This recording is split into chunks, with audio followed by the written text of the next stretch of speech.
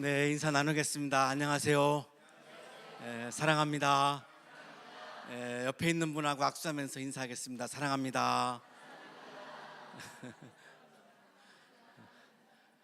인사 나눌 때 그 교회 기운이 확 느껴지거든요. 굉장히 좋네요, 기운이. 너무너무 좋습니다. 사실 우리가 사랑하러 오는 거잖아요, 교회. 싸우러 오는 게 아니라 사랑하러 오는 거잖아요. 근데 사랑합니다 그러면은 되게 쑥스러워하는데, 사랑하지 않는 교회는 되게 쑥스러워해요. 근데 잘하시는 거 보니까 굉장히 사랑이 많은 것 같아서 너무너무 좋고, 또 친구 목사님이 계시는 교회여서 더 그냥 편안해요. 지금 그냥 우리 교회 같고, 그냥 그게 낯선 그런 마음이 전혀 안 들고, 그래서 너무너무 좋고요. 또 우리 학교에서 제일 가까운 교회더라고요, 성민교회가. 제일 거리상 제일 가까운 교회고, 또 우리 동기 중에 또 제일 가까운 친구예요. 하나님 참 묘하시다. 어떻게 이렇게 또 하실 수가 있을까? 이게 쉬운 일이 아닌데, 이렇게 있는 것도. 그런데 목사님 오시고 또 처음 왔어요, 오늘. 이게 가까이 있어도 서로 바쁘니까 자주 못 만나거든요. 그런데 이렇게 또 초청해 주셔서 너무 감사합니다. 서혜경 교수님은 피아니스트인데요, 줄리어드에서 박사했어요. 지금 이제 경희대 음대 교수고, 카네기홀에서 연주해가지고 세계 3대 피아니스트로 선정이 됐으니까 뭐 남부러울 게 없는 그런 인생이죠. 이 아버님이 장로님이에요. 이 아버님이 장로님인데 아주 정말 독실한 장로님이세요. 그 청운동 쪽에 지금도 그 우리 노인 어른들을 일주일에 한 번씩 만나서 이렇게 접대해요. 그냥 뭐 인원에 관계없이. 또 이렇게 사업을 하셔서, 철강 사업을 하셔서 굉장히 부유하신데, 굉장히 그런 좋은 일들을 굉장히 많이 하시고, 이 자녀들이 다 이 음악 하시는 그런 분들입니다. 그러니까 집도 굉장히 크고요. 하여튼 뭐 정원도 굉장히 크고, 제가 가봤는데 이 집에 갔다가 잘 그 길을 잃어버릴 정도로 이렇게 화장실 갔다가 어딘지 잘 몰라가지고 그랬던 정도로 이렇게 크고, 그러니까 남부러울 게 하나도 없는 분입니다. 2006년 10월에 유방암 판정을 받았습니다. 내가 할 수 있는 게 아무것도 없죠. 유방암 선고를 받았어요. 내가 할 수 있는 게 뭐가 있습니까? 아무것도 없습니다. 이거를 이제 야스퍼스라고 하는 사람은 한계 상황이다 이렇게 부른 건데, 한계 상황이라고 하는 거는 내가 믿음이 부족해서 오는 게 아니라, 내가 실력이 부족해서 오는 게 아니라, 그냥 일상적으로 우리에게 다가오는 거죠. 여기 계시는 여러분의 인생을 돌아보시면 순간순간 계속 한계 상황을 경험을 하시면서 지금 여기까지 오신 거죠. 내가 할 수 있는 게 아무것도 없는데 내가 지금 왜 여기 살아있죠? 하나님이 인도하신 거죠. 그거를 보는 게 신앙입니다. 그러면 하나님을 주인 삼지 않을 수가 없어요. 여기까지 살아온 게 지금 내가 한 게 아니기 때문에. 병원에 가서 의사 선생님을 만났더니 이게 유방의 암세포가 여기 겨드랑이로 가가지고 이걸 빨리 자르지 않으면 죽는다는 거예요. 근데 이 팔을 자르면 피아노를 못 치잖아요. 근데 이분이 할 수 있는 거는 피아노밖에 없어요. 다른 거 할 줄 아는 게 아무것도 없어요. 피아노를 안 치는 인생이란 상상도 할 수가 없는 거죠. 피아노가 유일한 나의 삶의 전부인데. 그래서 하나님을 원망합니다. 하나님, 왜 저를 불구로 만들려고 하십니까? 이분의 표현 그대로를 인용하겠습니다. 내가 무슨 죄를 지었습니까? 많은 사람들은 불행이 죄 때문에 온다고 생각하거든요. 특히 유대인들은 늘 그렇게 생각했어요. 죄 때문에 온다고. 아마 여러분 중에도 불행한 일이 오면 내가 죄가 많아서 이렇게 생각하는 분들이 있는데, 그렇지 않아요. 날 때부터 속여진 사람도 있잖아요. 이분도 죄 때문에 왔다고 생각을 한 거죠. 그러니까 내가 무슨 죄를 지었습니까? 이제야 피아노를 알 것 같은데, 이제 아름다운 소리를 내서 많은 사람들에게 기쁨을 주고 싶은데 왜 저를 불구로 만들려고 하십니까? 내가 그동안 피아노를 친 게 내 이름 날리려고 쳤습니까? 난 하나님의 영광을 위해 쳤습니다. 내가 신앙인이 아닙니까? 내가 그리스도인이 아닙니까? 내가 명예 얻으려고, 인기를 얻으려고 치지 않았습니다. 하나님의 영광을 위해서 쳤습니다. 그런데 왜 내 팔을 자르려고 하십니까? 차라리 내 눈이나 코나 귀나 이런 거 가져가십시오. 팔만 남겨주십시오. 피아노를 쳐야 될 거 아닙니까? 절망의 한복판에서 마지막 순간에 하나님을 바라보고 있는데 믿음이 생겼어요. 하나님 나를 버리실까? 아니야. 내가 하나님 딸인데, 내가 하나님 자녀인데 하나님 나를 버리실 일이 없지. 내가 하나님의 영광을 위해서 피아노를 치는데, 세계 곳곳에 다니면서 연주하고 있는데 하나님이 나를 왜 데리고 가? 아직 할 일이 많은데, 주님의 영광을 위해서 할 일이 많은데, 아니야, 분명히 나를 버리지 않으실 거야. 이런 믿음이 생겼어요. 아직의 세계에서 이미 치유가 왔음을 믿음의 눈으로 본 거죠. 이게 믿음이에요. 아직은 내가 한계 상황 앞에 놓여 있지만, 내가 아직은 절망의 한복판에 놓여 있지만, 이미 희망의 사건이 내 삶에 도래한 것을 보는 게 바로 믿음입니다. 서영경 교수가 지금 이거를 경험한 거죠. 그래서 의사를 적극적으로 계속해서 찾아 나서기 시작했어요. 5명의 의사를 만났는데 다 똑같이 하는 말씀이 자르라는 거예요. 안 자르면 죽는다고. 교수님 빨리 자르셔요. 안 자르면 죽습니다. 여기서 포기하지 않았어요. 왜? 하나님의 개입하심, 하나님의 사건, 하나님이 하시는 부분을 믿음의 눈으로 본 거예요. 분명히 여기에는 하나님의 뜻이 있을 것이다, 하나님의 섭리가 있을 것이다, 하나님의 사건이 있을 것이다를 믿음의 눈으로 보았고, 6번째 의사, 7번째 의사까지 또 만났어요. 근데 7번째 의사가 서울대 암센터에서 일하는 노동용 교수예요. 이분이 서혜경 교수의 열렬한 팬이에요. 자기가 너무나 좋아하는 연주자가 자기 방에 들어왔어요. 환자로. 황홀하죠. 내가 너무나 좋아하는 분이 나를 찾아오면 황홀하시지 않겠어요?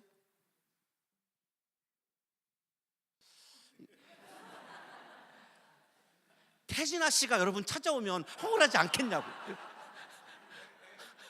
그죠? 우리 젊은 분들은 누구를 예를 들어야 되나요? 써니? 소녀시대 써니. 저하고 아주 가까워요. 저는 조영남 씨가 나를 찾아오면 황홀할 것 같아요. 너무너무 그 분의 노래를 좋아하는데, 근데 한번 물어보고 싶어. 왜 그렇게 살고 있냐고. 좀 안타까워. 너무 안타까워. 너무 노래를 좋아하는데 그분의 삶이 너무 안타까워요. 그렇지 않아도 되는데. 여기 우리 한양대 들어왔다가 연애를 이게 임자 있는 아가씨하고 또 연애하다가 이게 사건이 나가지고서 그만둬가지고 서울대 갔잖아요. 원래 한양대 장학생으로 들어왔었습니다. 원래. 와, 내가 너무나 좋아하는 연주자가 왔어요. 뭐 황홀한 거예요. 웬일이세요 교수님? 저 암이에요. 팔 자르래요. 안 되죠. 저는 교수님 연주를 계속 들어야 돼요. 어떻게 하라고요? 제가 수술할 거예요.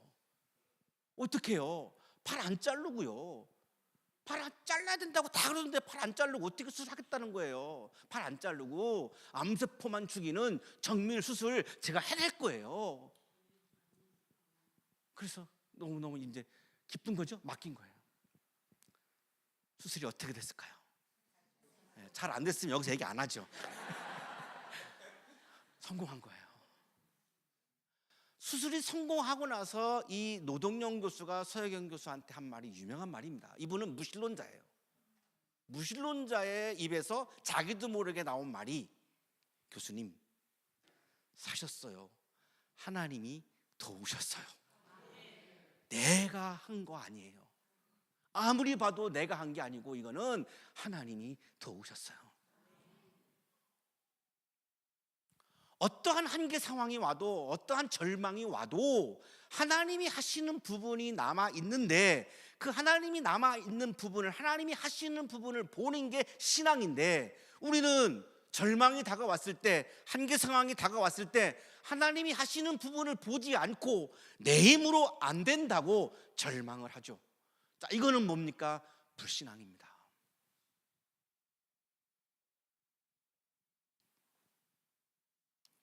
수술에 성공하고 그는 연주 활동을 계속했고, 라흐마니노프 그 전곡을 아마 녹음한 여성 피아니스트가 아직 세계에 없었대요. 최초로 연주하고, 암 유방암 환자들 여러 명을 대학로에 초청을 해서 자기 간증도 하고, 지금 또 굉장히 좋은 일들을 굉장히 많이 합니다.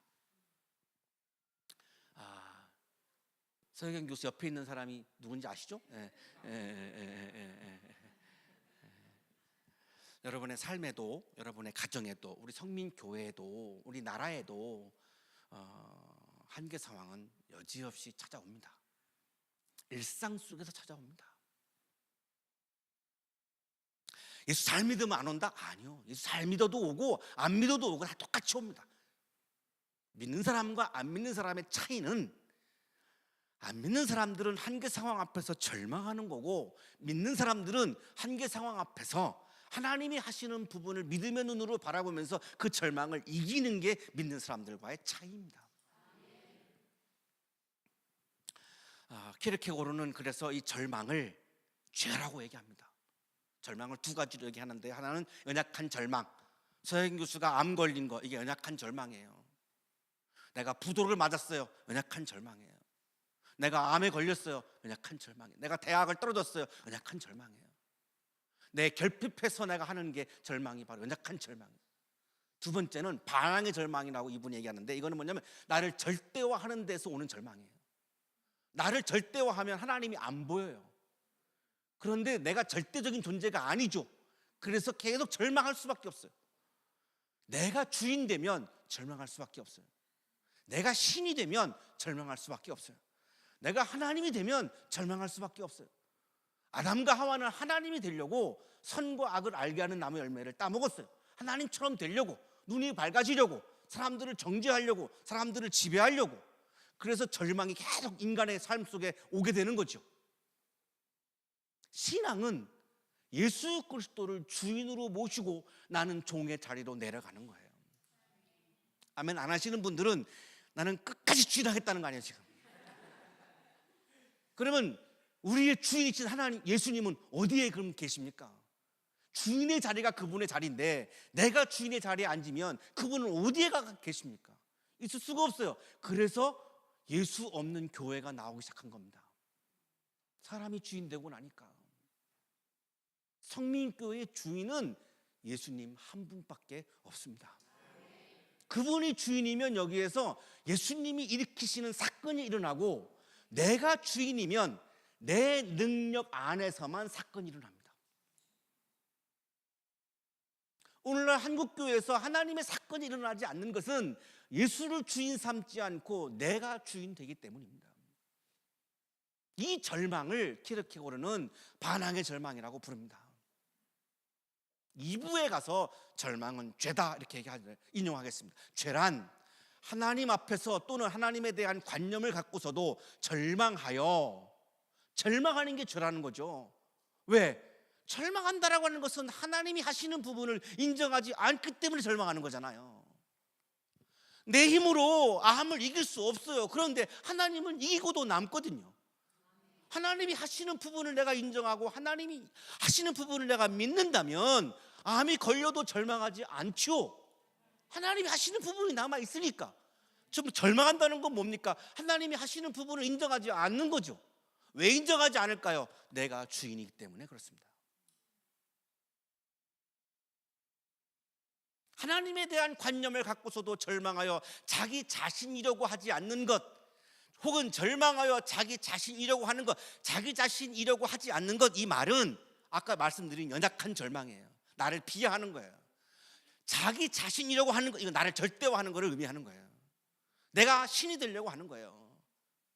그래서 연약한 절망도 반항의 절망도, 모든 절망은 죄다라는 선언을 합니다.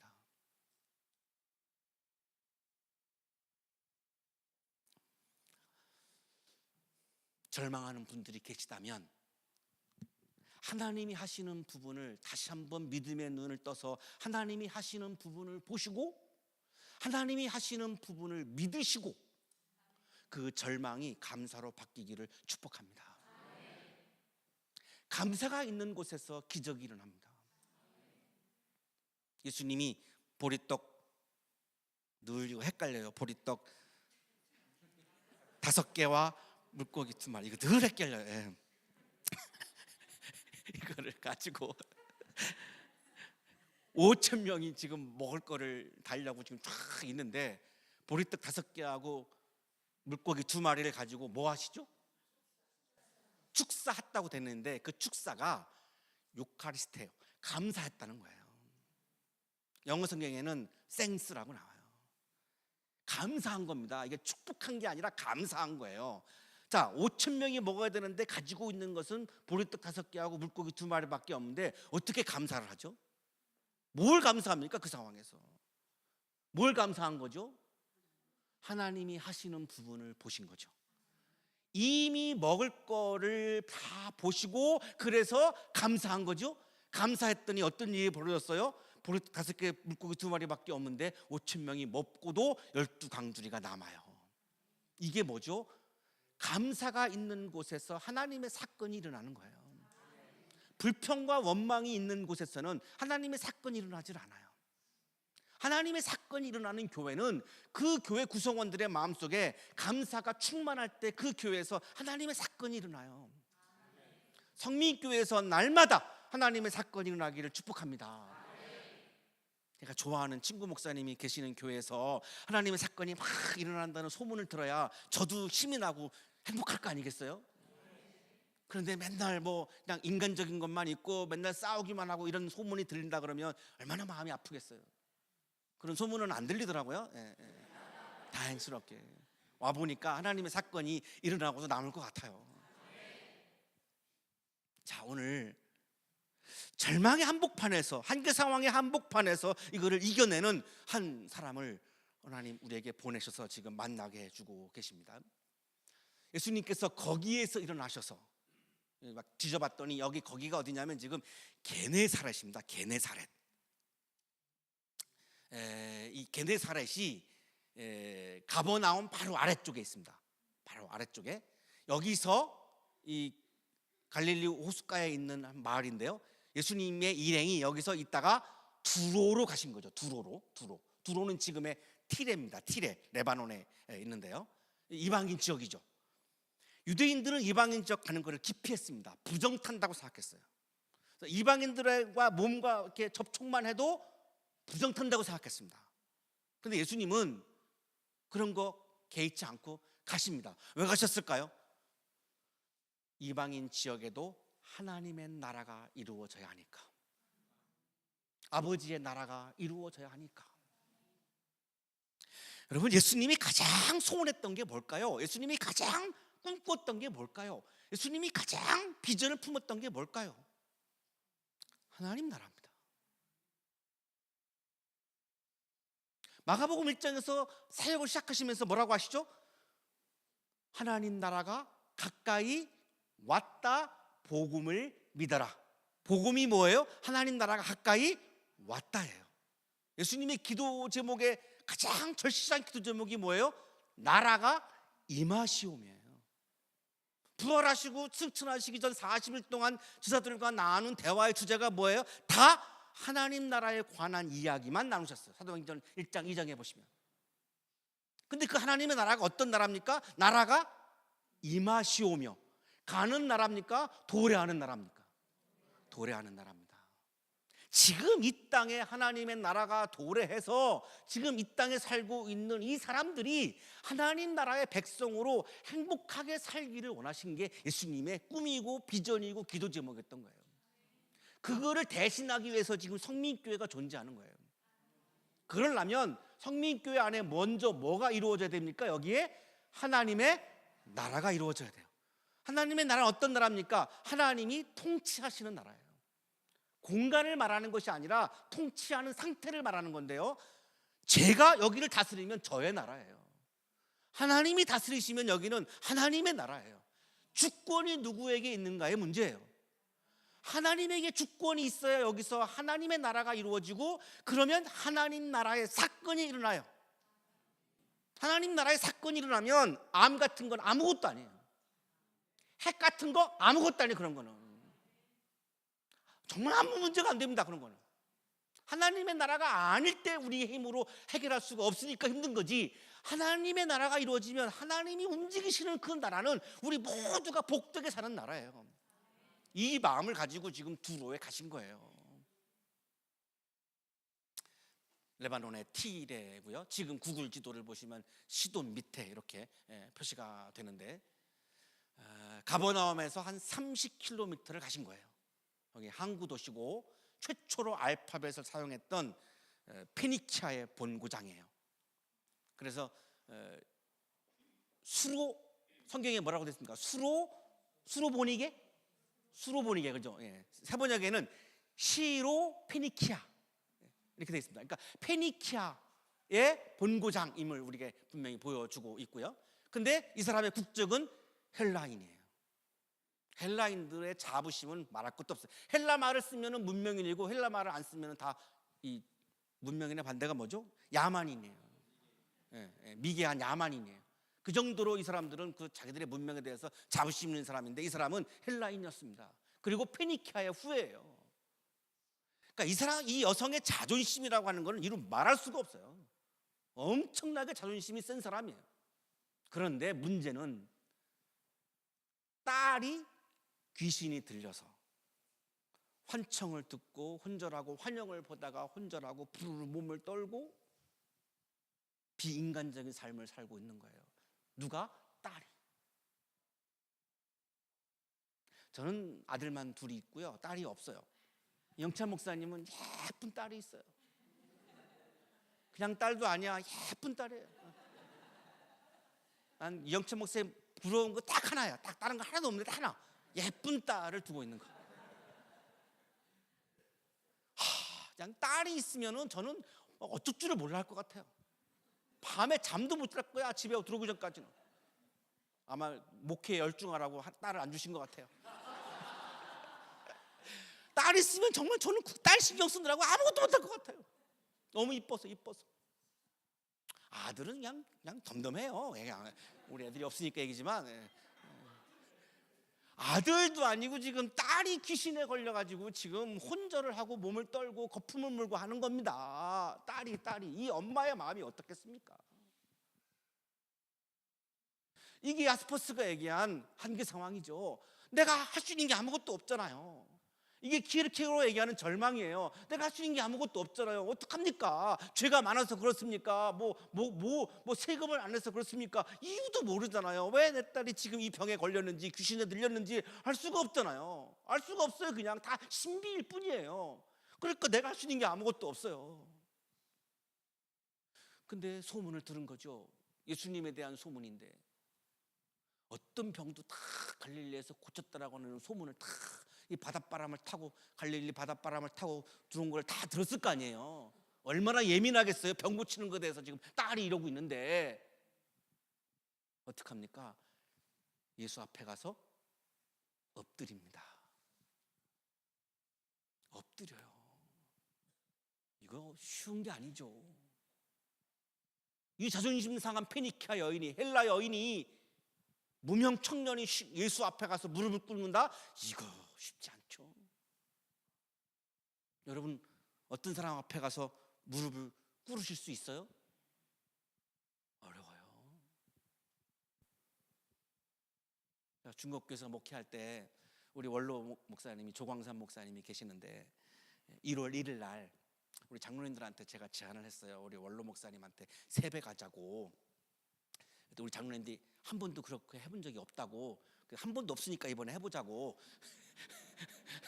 나쁜 게 아니잖아요. 원로 세배 가는 게 나쁜 건 아니잖아요. 예. 그래서 이제 갔는데 좀 내키지 않는 분도 있었던 것 같아요. 설마 그냥 가서 인사만 할 거라고 생각을 한 것 같아요. 우리 장로님들은.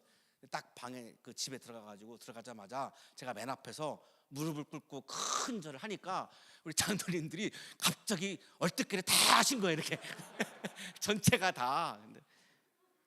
그냥 기분이 좋으셔가지고 오늘 점심 사시겠다고 조광사 목사님이 가면서 저한테 귓속말로, 이 목사, 내가 거기서 은퇴했는데 장로님들한테 세배 처음 받아봐. 눈물을 글썽거리는 거예요. 그냥 마음이 참 묘했어요. 그 다른 사람 앞에 무릎을 꿇는다는 게 쉽지 않거든요. 그래서 우리가 교회 와서도 무릎을 안 꿇잖아요. 거기 빳빳이 들잖아요. 막. 웃는 분들은 무릎을 꿇는 분들이고 심각하신 분들은 안 꿇는 분들인 것 같은데 지금 이것저것 따질 게 없어요. 지금 딸을 고치는 게 중요하잖아요. 그래서 무릎을 꿇은 거예요. 자존심을 꺾고. 신앙은 자존심을 꺾는 거예요. 예수 앞에서 내가 무슨 자존심을 내가 내세워요. 울었다라고 하는 건 뭐예요? 당신이 나의 주인입니다 라고 하는 표시죠. 당신은 나의 주인입니다 라고 고백하러 오는 게 예배의 자리죠. 귀신을 내쫓아 달라고 예수님께 간청을 했어요.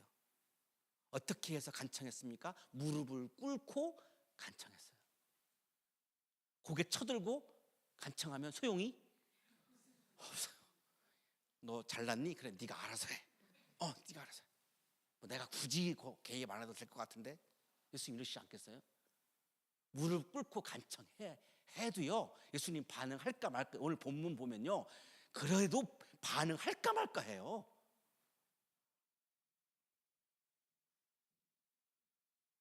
내 딸을 사랑하는 내 딸을 온전케만 할 수 있다면 주님 내가 뭐든지 다 하겠습니다. 예수께서 말씀하시죠. 자녀들을 먼저 배불리 먹어야 한다. 자녀들이 먹을 빵을 집어서 개들에게 던져주는 것은 옳지 않다. 와, 정말 차갑습니다. 냉랭합니다. 예수님의 반응은 불쌍히 여기지도 않고요, 긍휼히 여기지도 않고요. 자녀들을 먼저 배불리 먹어야. 여기 자녀들은 누굴까요? 유대인이에요. 자녀들이 먹을 빵을 집어서 개들에게 던져주는 것은 옳지 않다. 여기서 개는 누굴까요? 이방인, 이 여인이에요. 개 취급하시는 거예요 지금. 우리 같으면 자존심 상해서 교회 옮기겠죠?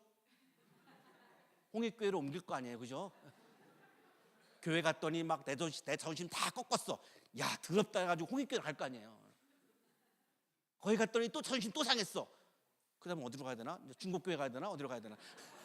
교회 이름 아는 데가 한양대학교로 오셔야 되겠네. 한양대학교. 근데 우리 교회는 직분이 없어요. 오셔도 직분이 없어요. 자녀들은 테크나 유대인을 말합니다. 박수삼 교세 주석입니다. 자녀는 하나님의 백성을 가리키는 칭호다. 유대인을 말하는 거예요. 내가 유대인에게 줄 떡은 있지만 이방인에게 줄 떡은 없어 이거거든요. 걔들의 몫이 아니야. 이 빵은 유대인들의 몫이지 이방인이 먹을 빵이 아니야. 유대인이 아니어서 네 자식은 유대인이 아니어서 줄 수 없다. 철저하게 인종차별하고 계시는 거죠. 딸이 여성이어서 줄 수 없다. 남성은 사람이고 여성은 개라는 거죠. 성차별이죠. 이때 엄마가 받는 마음은 정말 뼛속까지 정말 싫은 거죠. 자존심이 상할 대로 상하는 거죠. 더럽다고 우리 같으면 아마 더럽다고 일어났을 거예요. 여기가 굉장히 중요한 대목입니다. 여기까지는 우리가 와요. 우리가 다 오거든요. 여기까지는. 자, 여기서 예수님의 반응이 없을 때, 예수님이 나를 따뜻하게 안 맞이해 주실 때도 있어요. 그거는 주인 마음이야. 이것까지 받아들이는 게 예수를 주인 삼는 거예요. 주인은 주인 마음대로 하는 거지 내 마음에 따라서 움직이면 주인이 아니에요. 주인이신 예수님이 고쳐줄 수도 있고 죽게 할 수도 있는 거예요. 그걸 주인 마음대로 하는 거예요. 그거를 내가 다 받아들일 때 내가 진짜 예수님을 주인 삼은 거예요. 근데 우리는 여기서 지금 딱 여기서 그냥 반발하고 반항하고 교회를 떠나고 이런단 말이죠. 신앙을 포기하기도 하고 아예 교회 다니는 거를 접기도 하고 지금 교회 다니는 거를 그만둔 사람들이 지금 100만 명이 넘었다 그러거든요. 가나안 교인들. 가나안을 거꾸로 하면은 안 나가잖아요. 안 나가. 내가 예수 믿는데 교회는 안 나간다는 거예요. 갔더니 자존심 상한 거지. 이게 지금 100만 명이 넘어요. 보세요. 여기가 굉장히 우리들에게 중요한 대목이 신앙생활 하면서 여기서 이 여성이 어떻게 하는가가 지금 우리가 굉장히 중요하게 봐야 될 대목이에요. 주님, 그러나 상 아래에 있는 개들도 자녀들이 흘리는 부스러기는 얻어먹습니다. 저 개라고 하셨죠? 맞아요. 자, 여기서 지금 중요한 단어가 있어요. 주님 그랬죠? 주님. 키리에 마가복음에서 지금 7장 만에 처음으로 주님이 나옵니다. 이 앞에는 주님이 한 번도 없어요. 어느 누구도 예수님을 주님이라고 불러 호칭하는 장면이 마가복음에 없어요. 처음입니다. 지금 주인이 뭡니까? 주인님이에요. 주인님. 나의 주인님, 내 딸의 주인님, 내 딸을 살릴 수도 있고 죽일 수도 있고 내 딸을 마음대로 하실 수 있는 주님, 키리의 주님, 나의 주인님. 그래요. 나의 주인님이니까 내가 개 맞아요. 인정하는 거예요. 내가 개 맞아요. 그러면 개는 주인의 상에서 떨어지는 부스러기를 먹고 살잖아요. 그러면 내가 개라며요, 주님. 내가 개라며요. 그러면 부스러기 줘야죠, 부스러기. 나도 먹고 살 거야. 나도 먹어야 살 거 아닙니까? 나도 개인데. 요즘에 개는 미장원에 가서 이거 자르면 6만 원이라며요. 나 어제 알았어요. 어제 우리 시장님이 밥 먹다가 그 얘기를 하시더라고. 집에 개를 키우시는데 목사님 돈이 너무 많이 들어가요. 왜요? 그랬더니 머리 한 번 하면 6만 원이에요. 이 시장님 저 10,000원 주고 자르는데요. 내가 개만도 못하네요. 이 병원에 가면은 저는 의료보험이 되잖아요. 이 개는 의료보험이 안 돼가지고 엄청 비싸대요. 한번 병원에 데리고 갔다 오면. 여기서 예, 뭐라고요?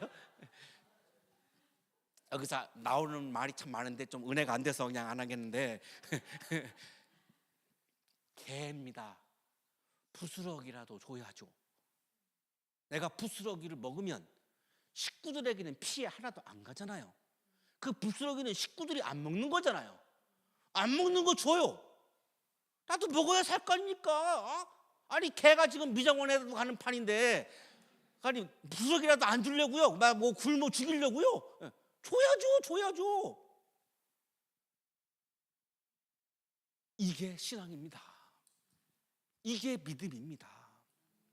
이 여인은 예수님을 키리에 더 로드 주님이라고 부르면서 진짜로 예수님을 주인 삼았고 내 딸을 살리든지 죽이든지 주인님 마음대로 하세요. 그런데 개에게 부스러기라도 주는 거는 맞죠. 살리든 죽이든 다 좋은데 내 딸에게 부스러기 은혜라도 주십시오. 이게 믿음이에요. 이게 한계 상황 한복판에서 우리가 고백하는 믿음, 절망의 한복판에서 고백하는 믿음이에요.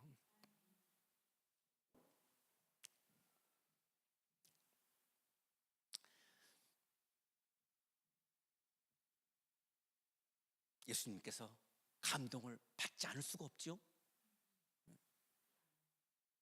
그렇게 생각이 안 드시나요? 아주 뭐 예수님을 냉혈 인간으로 생각하시나 보죠. 아니 이렇게까지 나오는데 거기서 예수님이 감동 안 받겠어요? 여러분은 감동 안 받으시겠어요? 자식들한테 야, 나 아무것도 안 물려줄 거야. 아빠 부스러기라도 줘야죠. 그러면 감동 받으시겠죠? 그죠? 그래서 그냥 땅 띄워서 주실 거잖아요. 일부는 성민교회에다가 봉헌하고. 한 분만 하면 하시네요. 여기 뭐 땅이 필요 없나 봐요. 여기 뭐 이미 하나님 나라가 도래해서 뭐 땅이 필요 없는 거예요. 예수님 감동 받죠. 내가 이렇게 짧게 됐는데 이 여성은 정말 자기를 주인으로 고백하며 주님 키리에 주님으로 고백하며 부스러기라도 달라고. 그 딸 때문에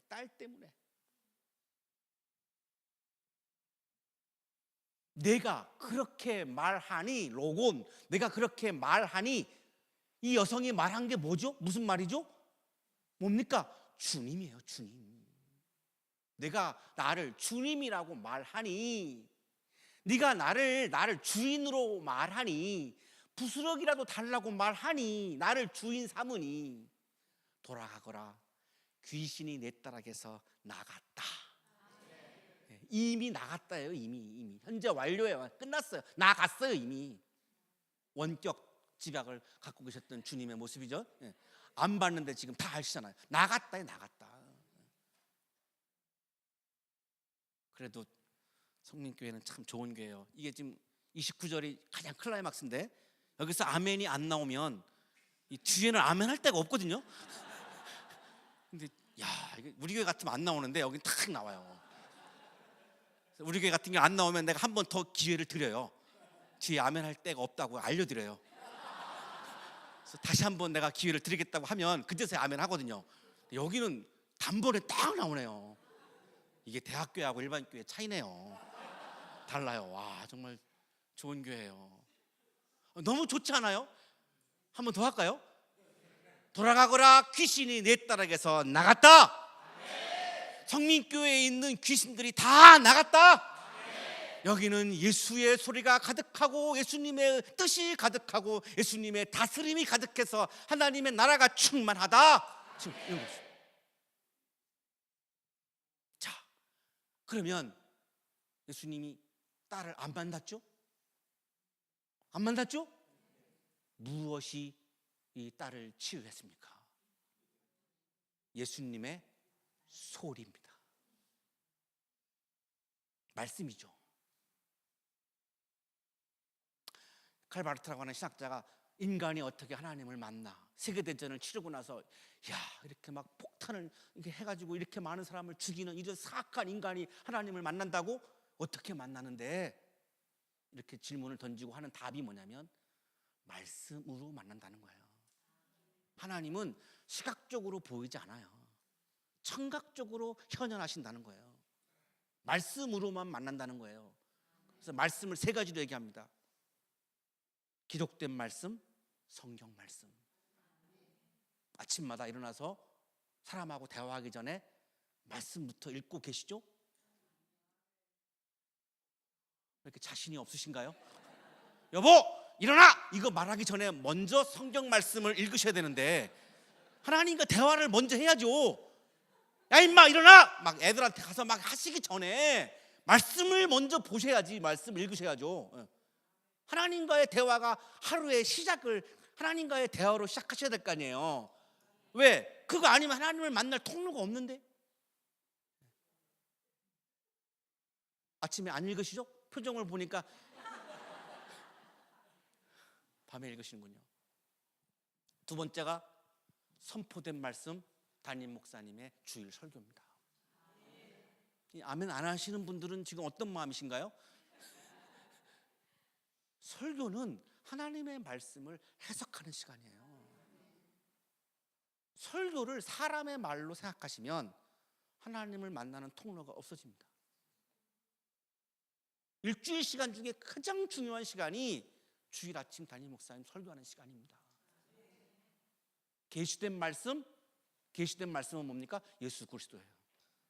자, 그런데 예수님도 승천하셔가지고 안 보이죠?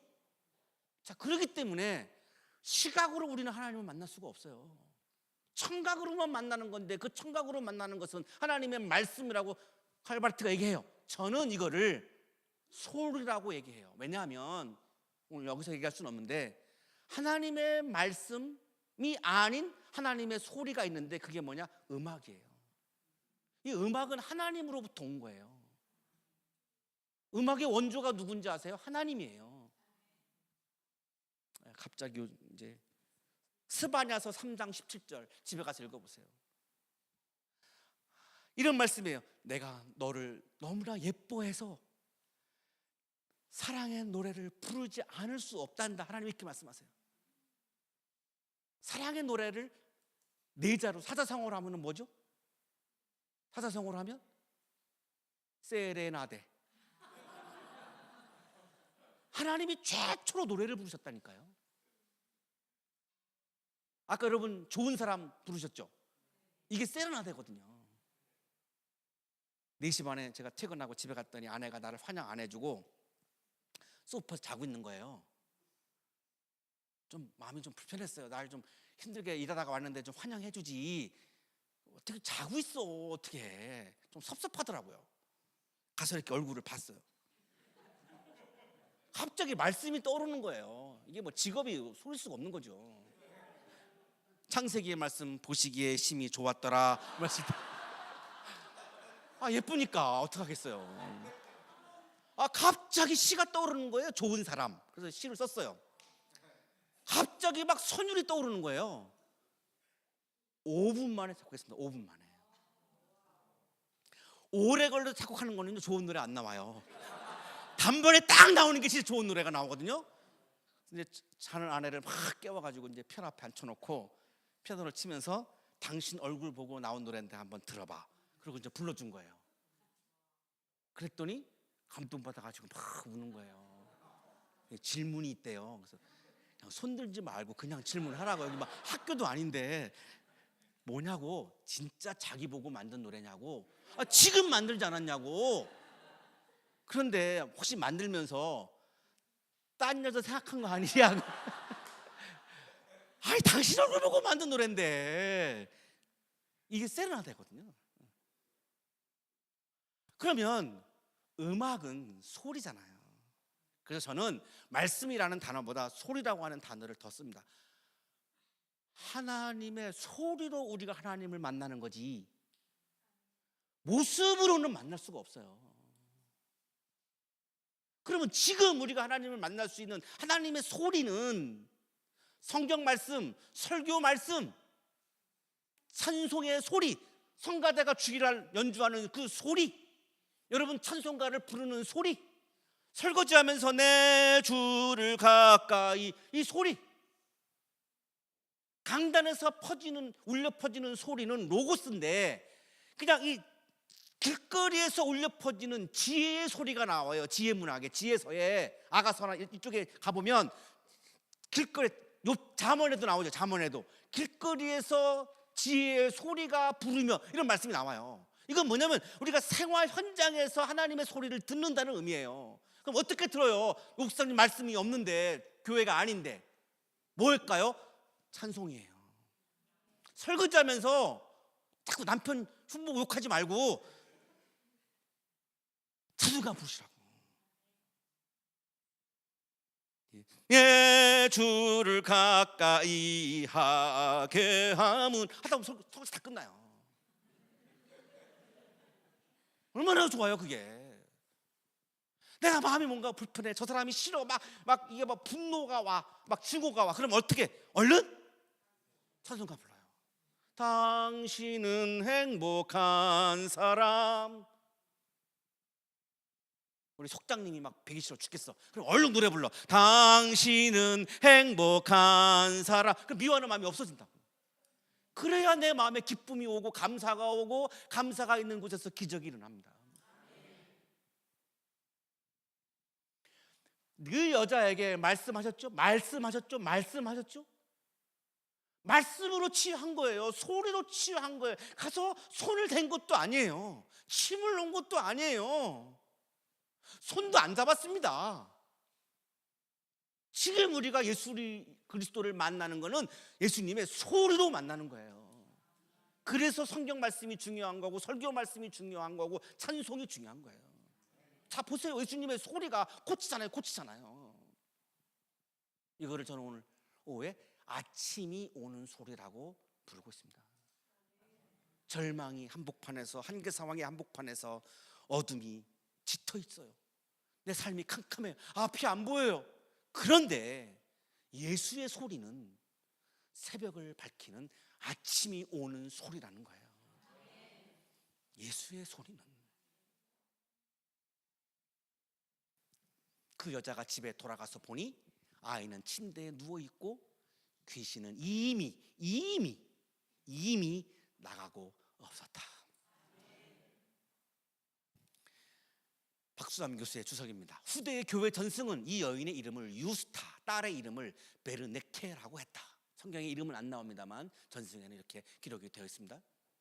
귀신이 딸에게서 나가는 이 하나님 나라의 사건은 예수의 창조적 소리, 창조적 발성, 이 예수의 소리에 의해서 일어난 사건이고, 예수의 소리는 아침이 오는 소리, 절망의 소리가 아니라 희망의 소리, 패배의 소리가 아니라 치유의 소리, 심판의 소리가 아니라 구원의 소리예요.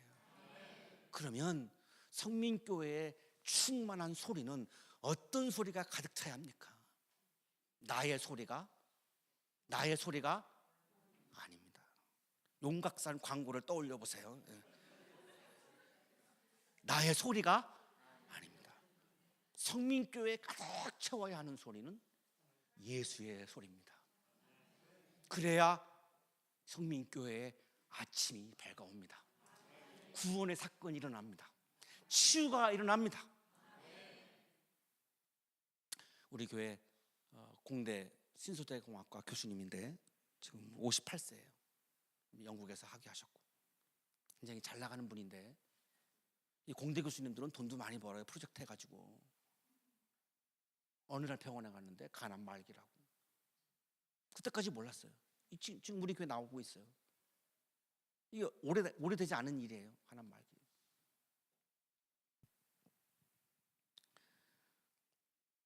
(40개) 치유 말씀 카드를 제가 만들어가지고 이 교수님한테 드리면서 매일 아침 일어나서 부인하고 얘기하지 마시고 먼저 이거부터 읽으시라고, 하루 종일 이 말씀 외우시라고. 그리고 감사 노트를 하나 줬어요. 매일 여기다가 감사를 쓰시라고. 얼마 전에 한양대 병원에 갔는데 간암 말기였거든요. 말기, 진짜로 말기. 암세포가 안 보인다는 거예요. 뭐 남일이라고 별로 안 좋아하시는데 그렇게 마음을 좋게 쓰셔야 나에게도 좋은 일이 납니다. 그래서 암세포가 안 보여요. 아침이 오는 소리죠. 이 아침이 오는 소리는 예수의 소리가 여기에 가득 찰 때 일어나는 사건입니다. 성민교회 예수의 소리가 충만해서 여러분의 개인적으로, 여러분의 가정에도, 여러분의 사업장에도, 또 우리 성민 공동체에도 늘 아침에 오는 소리가 가득해서 어둠 속에서 고통당하고 있는 많은 이 주변의 사람들이 여기에 와서 그 아침이 오는 소리를 듣고 구원을 경험하고 하나님의 나라를 경험하는 우리 성민교회가 되시기를 주님의 이름으로 축복합니다. 짧게 했죠, 목사님? 요새는 길게 하면 안 된다 그래가지고 우리 목사님은 길게 하라 그랬는데 그냥 짧게 했습니다. 제가 찬양 하나 할까요? 보니까 시간이 짧았습니다. 제가 할게요.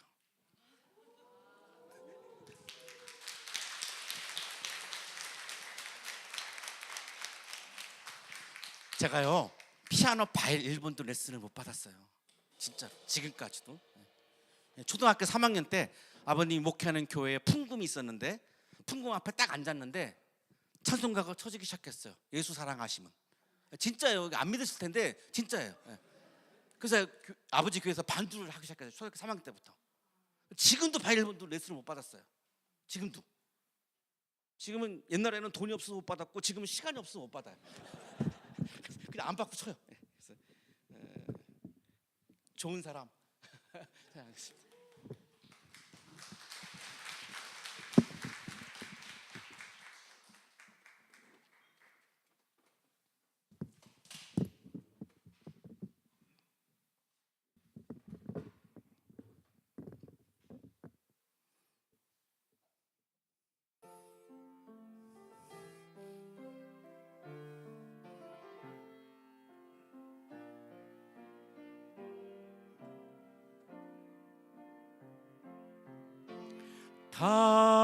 당신은 행복한 사람, 하나님의 형상,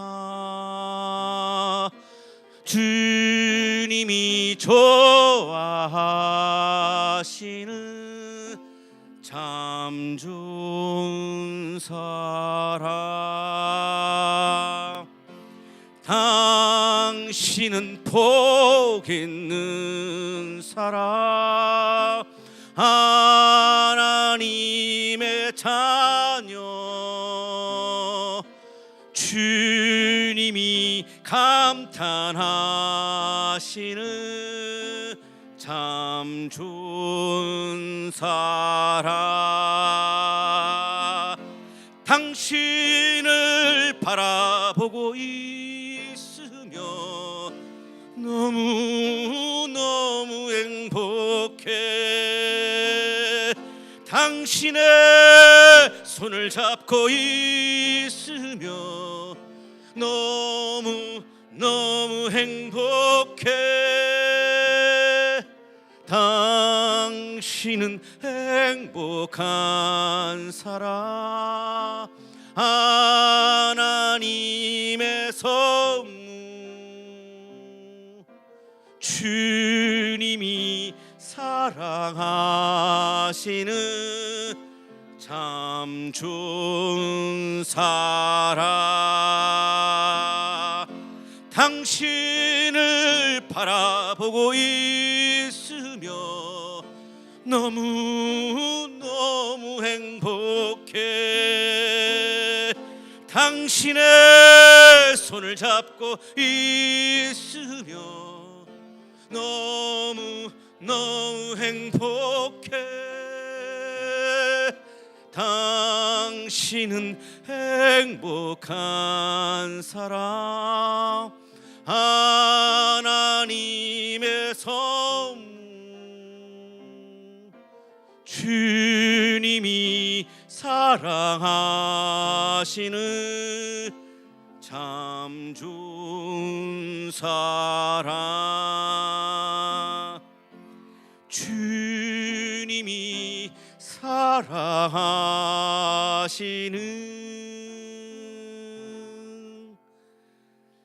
참 좋은 사랑.